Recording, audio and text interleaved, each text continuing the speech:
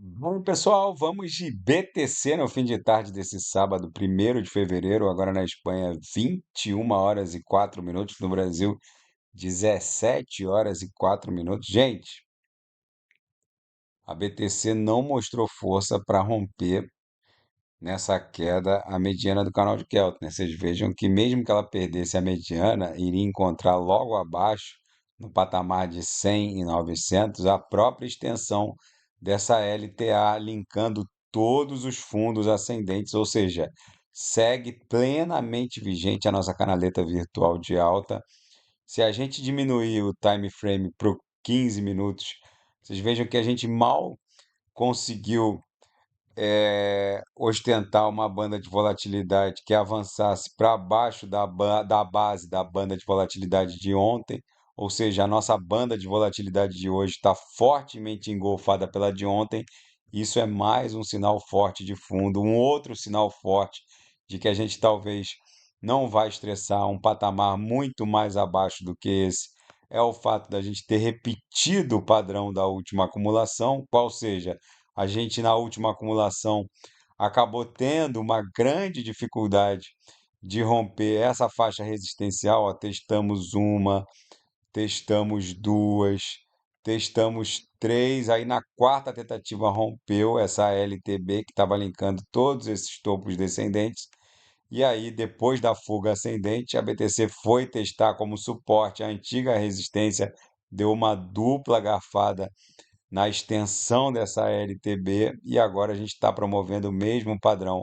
Rompemos depois de uma tentativa, duas, três, quatro, aí na quinta rompeu e acabou que travamos de novo na extensão dessa LTB, que acabou agora se comportando como suporte e não como resistência.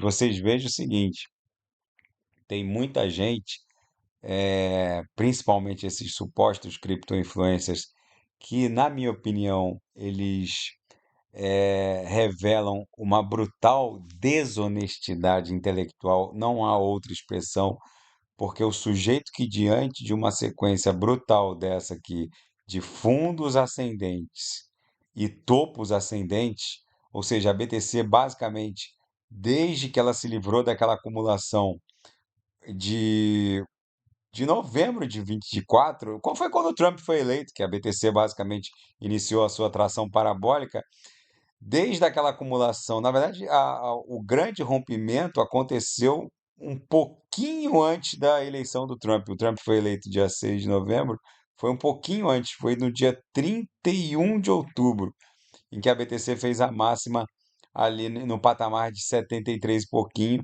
73777, né? Foi o topo, 73777, e aí acabou que a gente iniciou a tração parabólica em direção a 96, depois bateu 107,793, depois buscou 108,353, aí lambeu depois a base da canaleta. Eu não consigo entender como alguns supostos cripto-influencers, diante dessa brutal sequência de fundos ascendentes, de topos ascendentes, como que o sujeito tem coragem de vir para as redes sociais sustentar uma tendência de baixa diante de topos ascendentes e fundos ascendentes? Não dá para entender. Eu confesso que eu queria é, até por uma questão de boa vontade, me colocar no lugar do raciocínio desse, tentar invocar o raciocínio desses cavaleiros do Apocalipse que pregam um retorno épico para 70 mil. Eu queria saber de onde eles estão vendo, já que é um retorno para 70 mil e ficam enchendo o meu canal aqui de chorume destilado, se em todas as agulhadas da BTC ela forma fundos brutalmente ascendentes, criando o desenho de uma ampla canaleta virtual de alta. Então, no diário, no 6 horas, no intraday, no 15 minutos, tudo ostenta um grande padrão ascendente. Agora, aqui no gráfico de 2 semanas, esse padrão de caráter ascendente, de caráter altista, que vai redundar numa fuga ascendente proporcional à base da acumulação, Então vocês podem ter certeza que a extensão da base dessa acumulação é exatamente a extensão da fuga ascendente que a BTC vai desenhar e que invariavelmente vai levar a BTC para um patamar acima de 120 mil, pode bater 130 até 150 mil. Na verdade, a BTC está indo para o estresse da upper subsequente da nossa grade de expansão logarítmica exponencial, em que pese os minerais continuarem pontificando o contrário.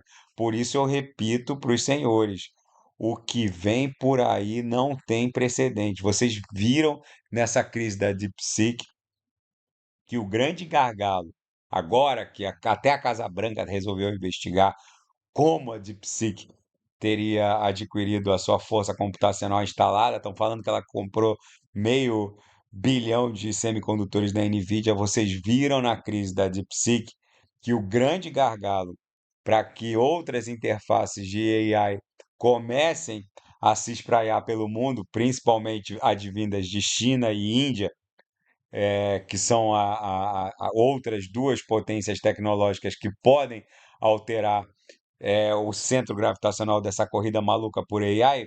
A própria Índia reportou, eu falei isso no vídeo da manhã, que existe uma força computacional quase gratuita com uma capacidade instalada que se assemelha a essas grandes clouds e data centers do Vale do Silício, que é a força computacional distribuída pela Web3. Qualquer um que seja um validador da ETH ou um delegatário da Solana participa, empresta um pouquinho de força computacional para essa grande virtual machine, que é a Ethereum Virtual Machine ou a Solana Virtual Machine.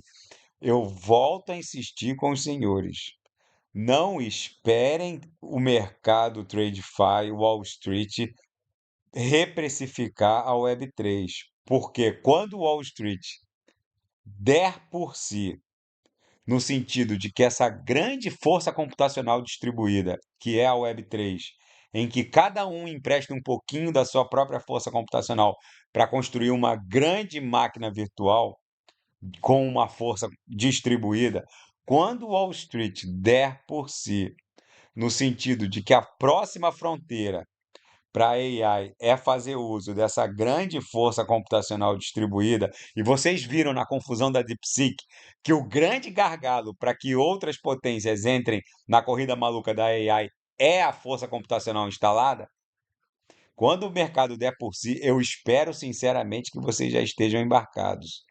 Na minha leitura, é impossível uma rotação de capital em direção à AI descentralizada não levar trilhões e trilhões de dólares para a Web3. E eu espero, sinceramente, que vocês já estejam embarcados nas melhores altcoins.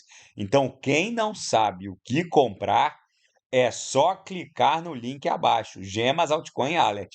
Ali eu selecionei, ali eu garimpei as 40 melhores altcoins que vão performar neste ciclo, subdivididas em 3 níveis de agressividade: conservador, moderado, agressivo. E em cada nível eu subdivido nos melhores nichos setoriais que vão performar neste ciclo: AI, Def AI, RWA, que é a tokenização de ativos do mundo real, DeFi, que é a infraestrutura descentralizada.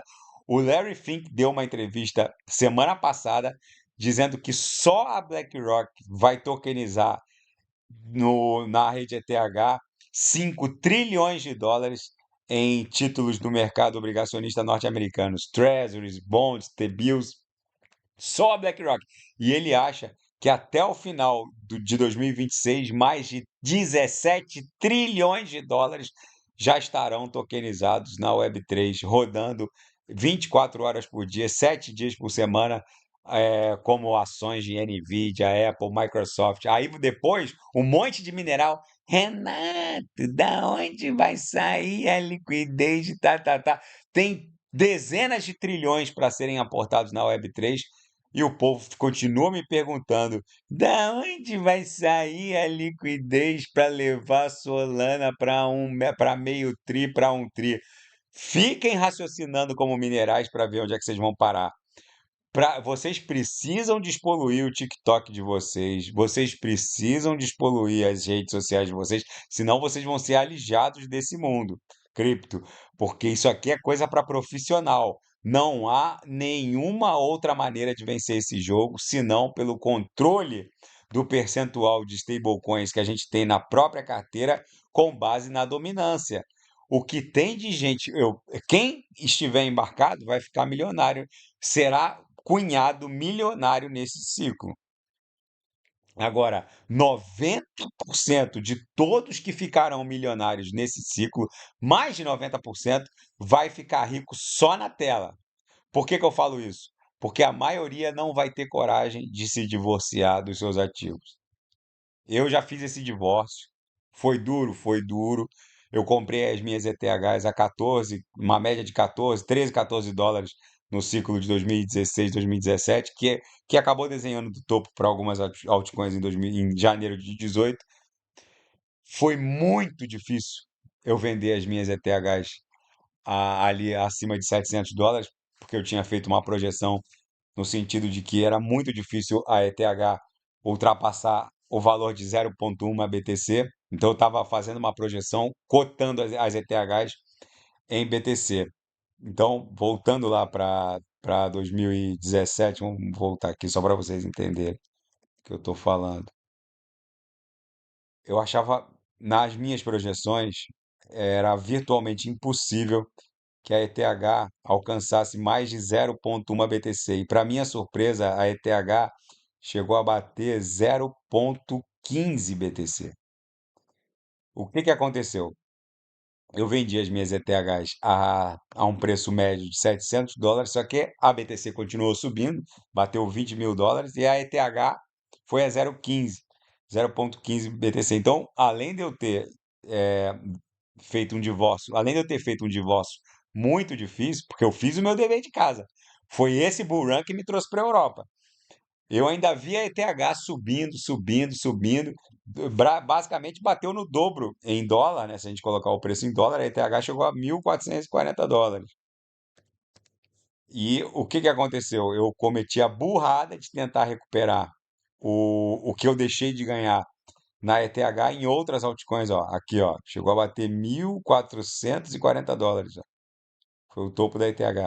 Em algumas exchanges chegou a bater US$ 1.500. Eu ainda fiz a burrice de tentar recuperar o que eu deixei de ganhar na ETH, que não o que eu deixei de ganhar. Eu basicamente multipliquei meu capital de uma maneira exponenciada.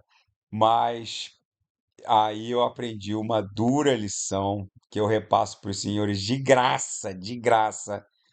Quando a BTC desenha topo, não tem cristão que faça as altcoins bombearem para cima. Essa foi a primeira dura lição que eu aprendi. Então, eu perdi uma quantidade relevante de dinheiro tentando recuperar o que eu estava deixando de ganhar porque o que eu deixei de ganhar na subida espasmódica da ETH de 700 para 1.400. Então, hoje, eu aparei as arestas do meu modus operandi. Então, a gente vai fazer um desembarque escalonado, controlando. Se eu tivesse controlado a dominância, no ciclo de 2017, 2018. No ciclo de 2021, eu basicamente surfei de forma plena, quase plena o ciclo.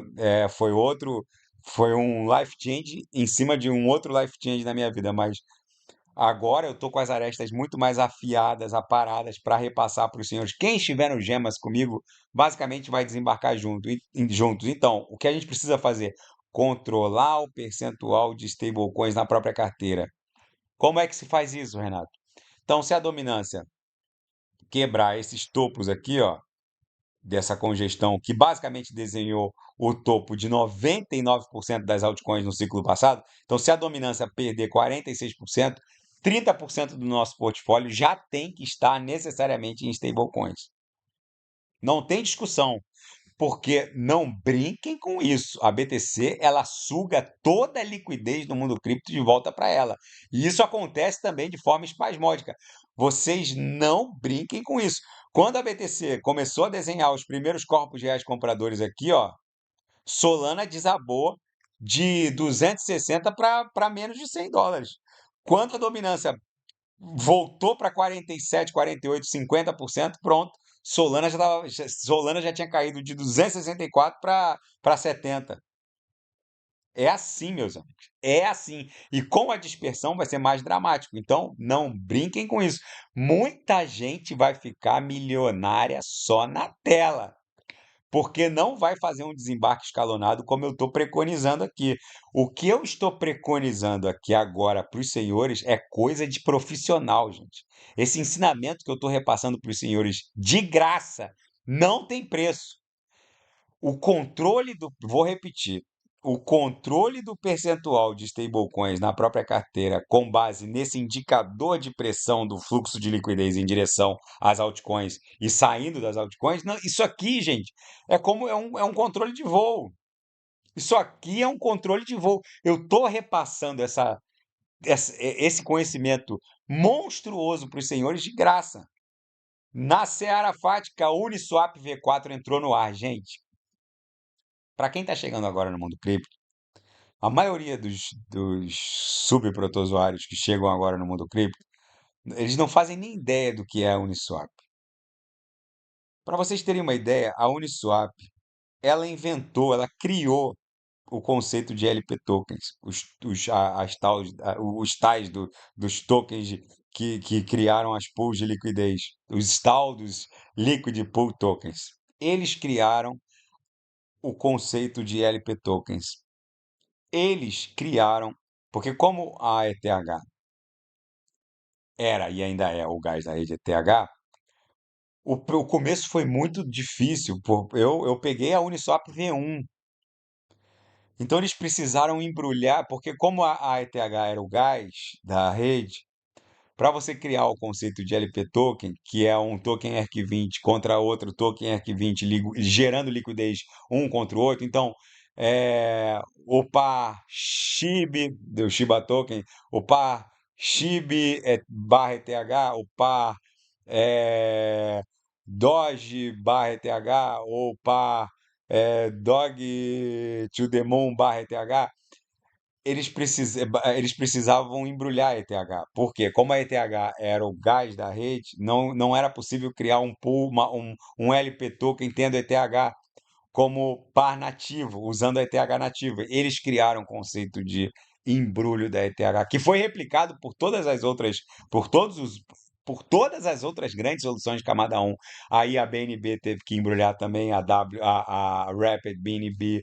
Eles criaram o conceito aí o que que aconteceu?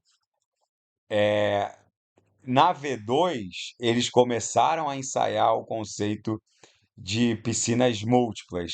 Na V3, tudo isso estava mais consolidado.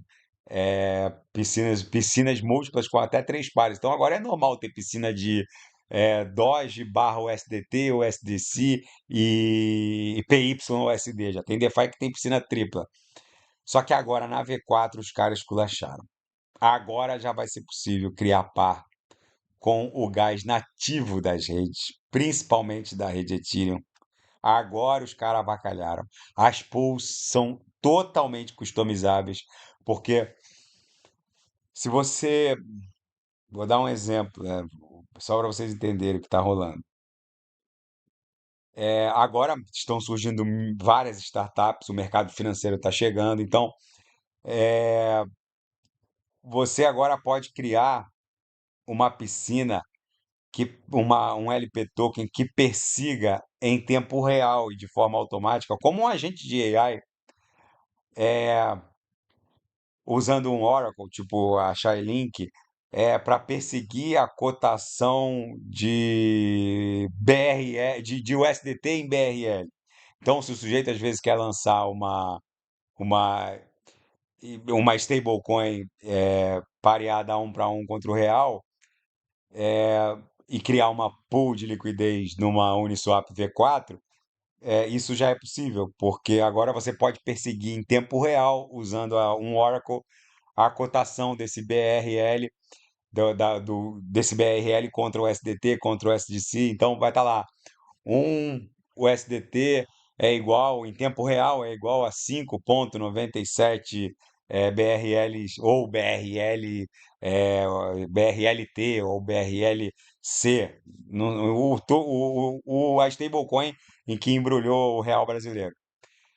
Agora, as pools vão perseguir em tempo real uma cotação de uma advinda de uma outra referência. Então, é possível criar novas stablecoins, porque tudo isso era muito difícil, porque se vocês pararem para pensar, basicamente, os ativos ou eram você pode criar, por exemplo, uma pool de liquidez de Doge contra Shiba, mas quem é que vai comprar Doge contra o sujeito que é uma pool que não vai ter muita atividade, né? Porque não é tanta pessoa assim que tem Doge e quer comprar por Shiba, mas tem muita gente com SDT que eventualmente queira comprar Doge ou eventualmente queira comprar Shiba Token.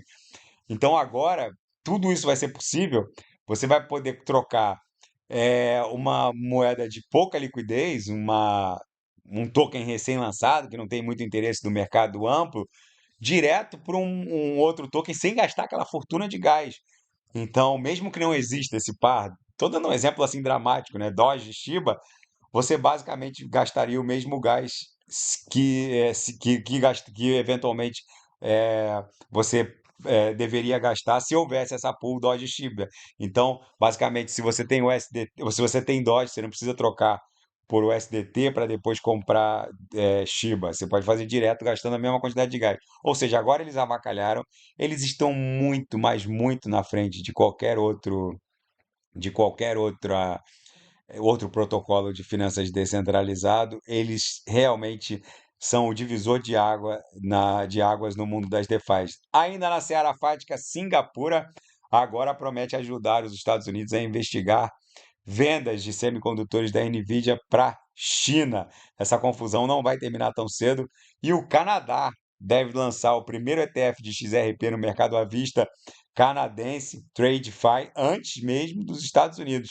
Ainda nos fatos, Elon Musk, os assessores de Elon Musk bloquearam o acesso de funcionários públicos de carreira ao escritório, o sistema de gestão de pessoal da administração federal norte-americana. Gente, o Elon Musk ele reportou que ele está tentando criar um sistema. Na verdade, o Elon Musk disse que está tentando criar uma versão virtual do Estado da administração federal estatal norte-americana que seria imune até a uma destruição nuclear. Tipo, se os Estados Unidos forem destruídos por milhares de ogivas nucleares, o Estado norte-americano continuaria existindo numa versão virtual. E que a aparência física do Estado norte-americano, os prédios, os servidores, serão só uma dimensão, uma expressão dessa existência em nível virtual. Gente, o Elon Musk está louco. Ele disse que vai criar uma administração federal norte-americana totalmente virtual, em que o presidente dos Estados Unidos terá um poder absurdo sobre qualquer nível da gestão administrativa, porque ela vai basicamente existir numa dimensão virtual e a dimensão física real vai ser só uma expressão da dimensão virtual. Gente, isso já existe em algum nível, não é exclusividade dos Estados Unidos. Vocês vejam que, enquanto os baderneiros estavam lá destruindo a sede do Supremo naquele evento brasileiro lá, do 8 de janeiro, os ministros estavam despachando e mandando investigar nas nuvens, né? Tem uma cloud lá da AWS ou qualquer outra Big Tech do Vale do Silício, onde na verdade funciona o Supremo na nuvem. O sujeito estava quebrando o Supremo, mas estava sendo preso na nuvem pelo próprio Supremo, ou seja, o Supremo não depende daquele prédio para funcionar. Isso não seria uma exclusividade do Elon Musk. Agora, não seria uma exclusividade essa ideia da administração federal sob o comando americana sob o comando do Elon Musk. O que eu quero dizer é que ele quer criar uma dimensão virtual do Estado norte-americano muito mais bizarra, muito mais brutal. Vamos ver exatamente como isso vai se desdobrar. Pelo menos 7 pessoas morreram num novo acidente aéreo na Filadélfia. Foi um jato médico que acabou sofrendo esse infortúnio. E o Donald Trump reportou que a apreensão de imigrantes ilegais na fronteira sul dos Estados Unidos despencou 94%. É como se um interruptor tivesse sido acionado. Basicamente, o Donald Trump mandou as tropas federais para a fronteira sul e já não há mais encontros de imigrantes ilegais com coiotes, tem drone para tudo quanto é lado. Enfim, é o novo normal, gente. Eu insisto com os senhores, principalmente para aqueles que desembarcaram, o que a gente está prestes a presenciar será lembrado, sim, como uma das maiores transferências de riqueza desse século. Não ousem estar desembarcados. O que vem por aí não tem precedente. Eu volto a insistir. Quando o mundo TradeFi resolver reprecificar o valor dessa força computacional distribuída, que vai invariavelmente ser acionada pelas grandes interfaces de AI, eu espero, sinceramente, do fundo do meu coração, que vocês já estejam embarcados, porque isso vai ser life change para muita gente. Vocês percebam que a Nvidia perdeu meio trilhão de dólares em poucos minutos justamente por conta de uma eventual dúvida sobre se a DeepSeek tinha ou não usado uma infraestrutura robusta de força computacional. Agora está provando que sim. Tanto é que as ações da Nvidia estão se recuperando.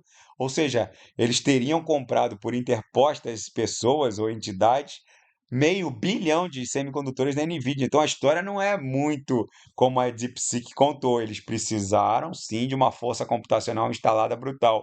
E quando o mundo TradeFi reprecificar o valor dessa força computacional instalada, distribuída, descentralizada, eu espero que os senhoritos estejam embarcados, porque não haverá um ponto seguro de entrada. Isso aqui vai ser uma paulada espasmódica em direção a 130, talvez 150 mil dólares, e não haverá um ponto seguro de entrada para boa parte das altcoins. Enquanto minerais e subprotozoários estão vendendo, os grandes players de Wall Street estão comprando, principalmente as altcoins que vão formar a base da Web3 nessa nova era de AI, tá bom? Se nada fugir do script, eu volto amanhã para analisar a própria BTC. Fiquem com Deus e quem quiser sugerir, é só colocar nas mensagens abaixo. Até amanhã, grande abraço, fiquem com